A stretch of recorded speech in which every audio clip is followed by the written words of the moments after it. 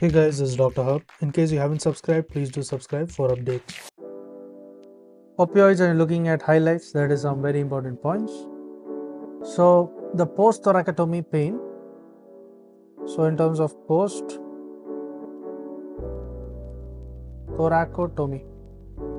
So post-thoracotomy pain. So this is by the IV fentanyl. Next, the drug of choice for controlling severe pain in cancer patients. This will be morphine for cancer pain. Next is the DOC for the opioid analgesics.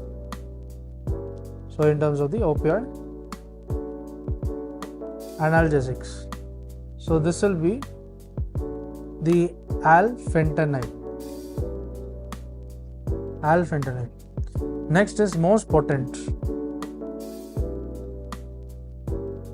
The most potent is going to be sulfentanyl.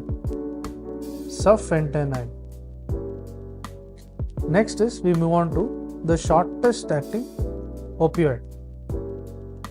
So what is the shortest acting opioid? So this will be the remifentanil. So it is a remifentanil. To learn and grow daily like this, please do subscribe.